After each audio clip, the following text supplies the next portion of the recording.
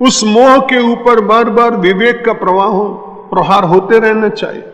विवेक पूर्वक देखना चाहिए कि मैं कर्तव्य पालन कर रहा हूं कि मैं मोह में जी रहा हूं। ये दृष्टि बार बार अपनी क्रिया और कर्म के साथ रहेगी तो मुझे ऐसा लगता है कि आप परिष्कार करते चले जाएंगे। आप सब परिवार में रहने वाले लोग हैं। मैं भी कभी कभी अपना भोजन बनाता हूं। मुझे केवल खिचड़ी बनानी आती है और कुछ आता नहीं, इसलिए मैं कभी कभी अपनी कुटीर पे बनाता हूं। जब वो बनाने लगता हूं तो मैं देखता हूं कि उसके ऊपर बहुत सारे मूंग की दाल के छिलके आते हैं, तो हम जल्दी से उसमें से निकाल कर बाहर फेंक देते हैं। फिर दूसरी बार फिर हल्के से आते हैं, फिर फेंक देते हैं। फिर तीसरी बार में उसमें केवल झाग ही झाग रहता है, छिलके नहीं आते। बड़ी साधारण सी क्रिया है, लेकिन जब मैं देखता हूं तो खिचड़ी मुझे कहती है जैसे तुमने छिलकों को उतार के फेंका, वैसे तुम्हारे ऊपर मोह जब आए तो विवेक की चमची लेकर उसको फेंकते रहना, तो तुम्हारे जीवन का स्वाद बड़ा आनंद आएगा और उसमें भक्ति का घी डाल देंगे, बड़े प्रसन्नता पूर्वक आप ग्रहण कर सकेंगे। इसलिए बड़ी अच्छी बात कही कि भगवान जो भी कुछ काम कर रहे हैं वो माया का आश्रय लेकर कर रहे हैं, तो माया के आश्रय में रहने के कारण उसमें मोह कारण नहीं है। अज्ञान जिनके भीतर प्रविष्ट हो ही नहीं सकता, उस अज्ञान से दूर रहने वाले परमात्मा के भीतर अज्ञान की जो कल्पना है वो केवल मोहजन्य बुद्धि का ही खेल है।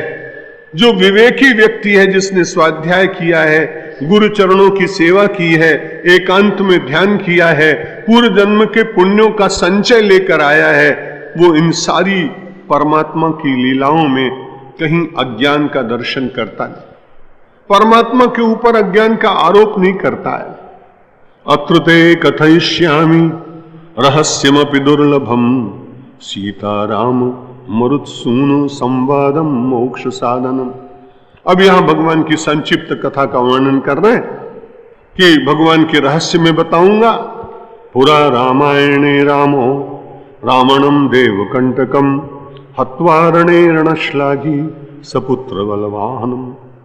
भगवान श्री राम का आगमन हुआ और रावण जो देवकंटक है, ये बड़ा अच्छा विशेषण पढ़ने में आया।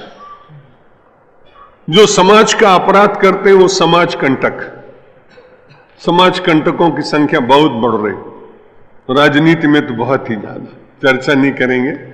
अपना आध्यात्मिक ये परमाणु मंडल उन सब की चर्चा करने से दूषित होगा। पहले समाज कंटक बहुत कम होते थे, अब समाज के कंटक बहुत बड़े। पहले बड़ी अच्छी बात थी कि रास्ते चलते थे, पगडंडियां होती थी, तो अपने भी पैरों में कंटक लगते थे, निकाल देते थे। बुद्धिमान लोगों ने उपानाह का निर्माण किया, कंटक नहीं लगे। अध्यात्म रामायण रावण को एक नया विशेषण दे रही, रावणम देव कंटकम, देवताओं को कंटक की तरह से चुभने वाला। यानी कहीं भी देव कार्य हो तो उसे विनष्ट करने के लिए अपने आदमी भेजे, स्वयं जाए, नाना प्रकार के रूप बनाए। तो देवकंटक उस समय में भी थे। कितना पवित्र काल था। इसलिए तमोगुण अपने को जीवित रखने के लिए कोई न कोई रूप धीरे धीरे धारण करता है।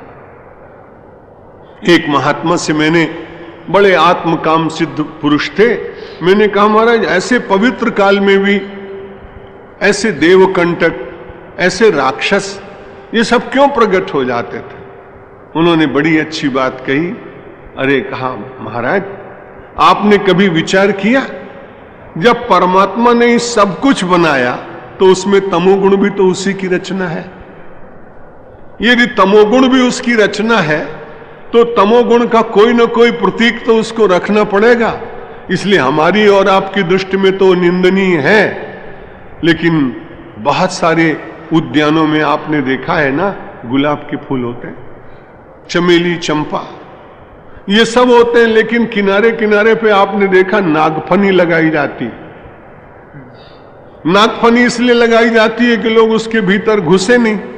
नागफनी का कोई उपयोग तो है नहीं, वो चुभती है तो बड़ी पीड़ा देती है। तो उन्होंने कहा वैसे राक्षसों का कोई उपयोग न होने के कारण यदि तमोगुण को जीवित रखना है तो उलझाए रखने के लिए उन राक्षसों के भीतर परमात्मा ही कहीं प्रेरणा देकर और ये सिद्ध करने का प्रयत्न करता है कि सत्यमेव जयते नानृता।